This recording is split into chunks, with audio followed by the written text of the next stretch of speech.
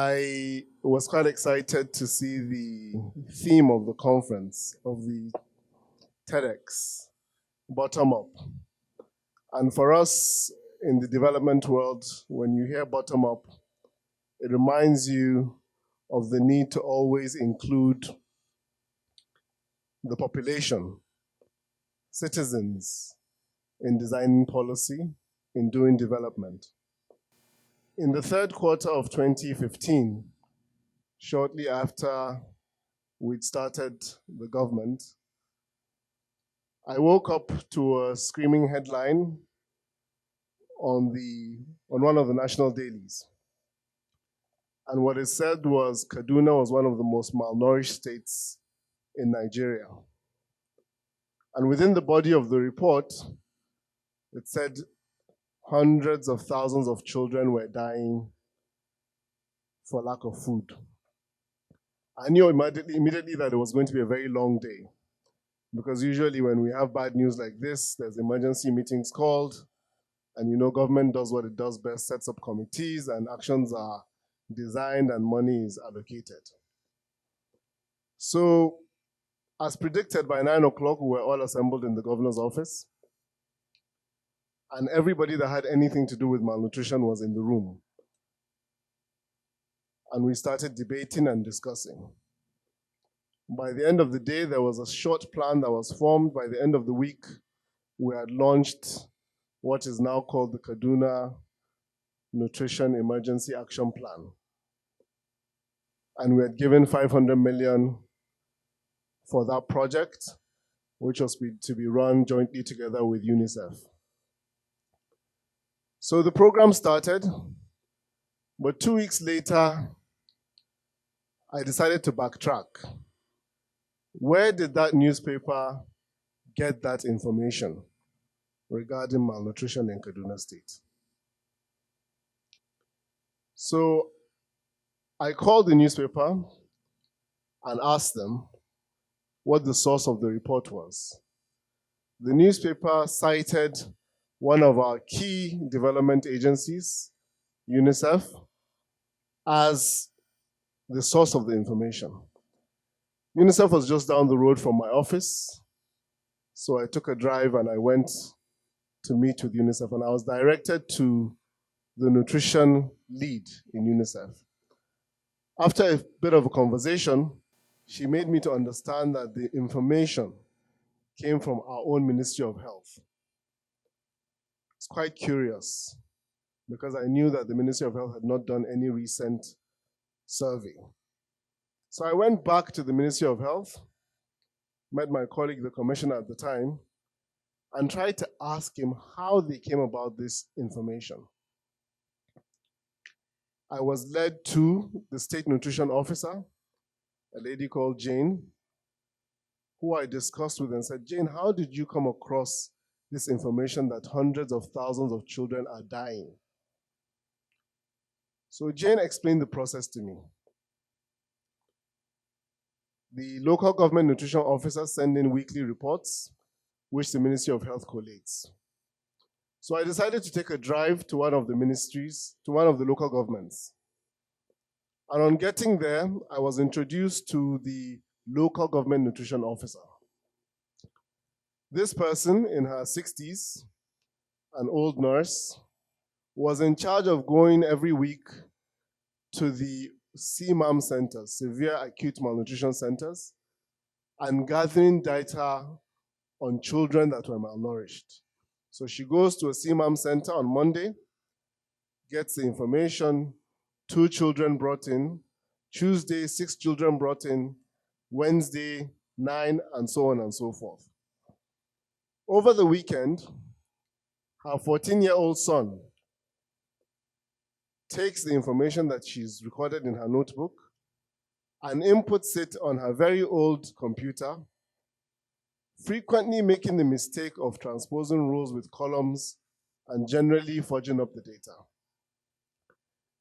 This was the information and data generation process that then gets summarized, sent to the Ministry of Health, which then collates, sends to UNICEF.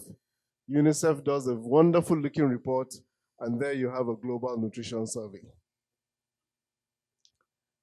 But there was many problems wrong with this data process.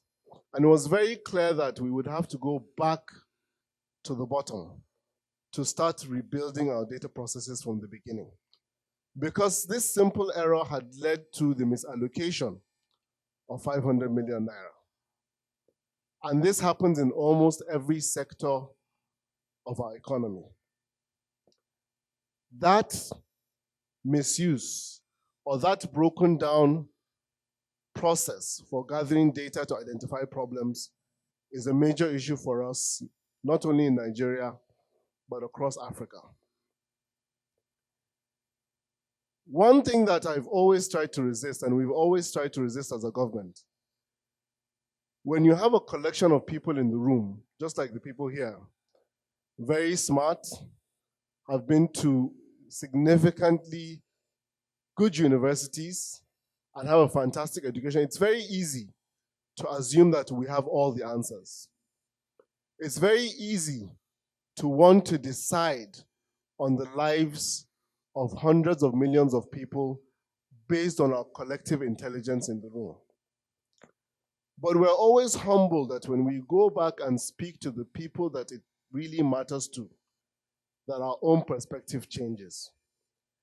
There's a frequent story that is told, whether true or not, but I think it's a very important one, about a recently appointed World Bank managing director who goes to a country in Asia, which the bank has been trying to get as a client. And he goes there, and the main business of this country is fishing. And so when he lands the country, he goes to the seaside, and he meets a fisherman lying by the seaside, sleeping. So he wakes him up and says, "Why aren't you out in sea, fishing and making more money?" So the fisherman asks him, "For what exactly?" He said, "So that you can afford to buy a better boat and be able to get people to help you so that you can catch more fish." So he said, "For what exactly?" So that when you buy a better, bigger boat and catch more fish, you can make more money, you can get a warehouse. And he said, "So what exactly?" So that when you get the warehouse, you can build an even bigger yacht, and then you can be sailing around the world. And said, "For what exactly?" He said, "So that you can rest by the seaside while other people are making money for you." And he says, "But what am I doing here? You've already met me resting." Now, this story speaks to the cultural context of people. That it's very important that you, when you try to do development, that you understand the culture and the societal norms of people in any community. One of the interventions that we tried to do a long time ago while I used to work with the UN was do what we call UN Millennium Villages. And this was designed by Jeffrey Sachs. And what we used to do was to package interventions and send it off to different parts of the world, really done from the top, to say, okay, what does a typical developing country require? Agriculture, we need to give them better seedlings, blah, blah, blah, send it.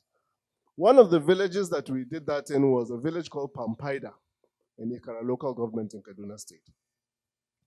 So after doing that for about 5 years, incomes of farmers were supposed to have been increasing in Pampaida. But there was no noticeable effect on the incomes despite pumping huge amounts of money. So an impact survey was undertaken. Why are these farmers unable to grow? Why are we not seeing prosperity across? So the impact survey started asking questions. And the answer at the end of the day was, yes, the farmers were producing more. Yes, there was actually increased income, but there was no increase in the quality of life. Why? Because all the farmers were doing with the money was adding two or three more wives. What does that speak to? that when you're designing development, you need to go and sit with the people and understand their cultures, their economic context, their livelihoods. And that's why when the UN started to develop the Sustainable Development Goals, it started the biggest global conversation ever in history under the banner of the world we want. And this conversation asked people across the world, why or what do you think development is? Because development is different things to different people in different countries. For some, it's an increase in income. For others, it is an increase or better communal living between it and the societies that are a part of it. And that global conversation resulted in what we now have today as the 17 Sustainable Development Goals. But I want to come back locally. So when we started government in Kaduna, we had some of the smartest people around the room, people that had gone to MIT, Harvard, Oxford, and everything. It was very easy for us to lock ourselves in the room and say, this is how development is going to go. This is what we think is important for the people here. But we didn't do that. Why? Because we realized very, very early that we needed legitimacy. And if you check survey upon survey across Africa, you will see that citizens have the greatest distrust in governments in Africa. If you introduce yourself as a government official in any setting in Nigeria or across Africa, automatically 60% of the people in the room distrust anything that you say. In America, during Trump, about 40% of Americans distrusted anything that government had to say. So it's not a Nigerian phenomenon. So when we went into government, we realized that we needed legitimacy. And how do you build legitimacy is by discussing with people from the bottom and giving them the voice to be able to determine what happens to their lives. And so what did we do? We ran what we call a crowdsourcing competition. We said, look, we're not going to design any development plan or development strategy. We are going to run a competition. Everybody across Kaduna, send us 2 pages about what you think Kaduna should be. What do you think is the most important things for us to focus on? And the results we got were amazing. Some of the things that we thought were important were completely not what the people thought was important. One thing, for example, was that Kaduna people prioritize education over everything else. More important than roads or water or healthcare, education was the top number one. Every innovation that came in the sector of education. And so it was very easy for us that this was where we needed to focus attention on. The second was infrastructure. Now you can see 8 years on that those areas that were thought of, although changed a little bit, have remained consistent. And that's what has really brought about the success that the successes modestly that have been achieved.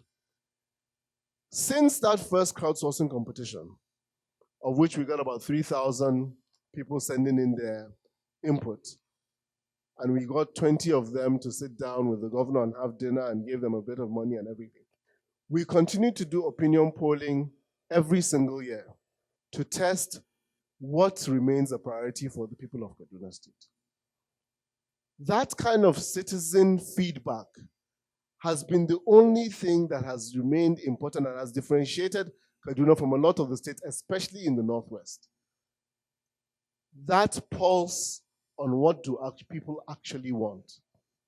And I believe very strongly that if we take this up to the national level, that if we're able to open a constant conversation with the most brilliant people across Africa, which are Nigerians, no doubt about it, that our country will see sustainable growth, sustainable development in a way that it has never seen before. We need to do this country again, and we need to start from the bottom up. Thank you very much.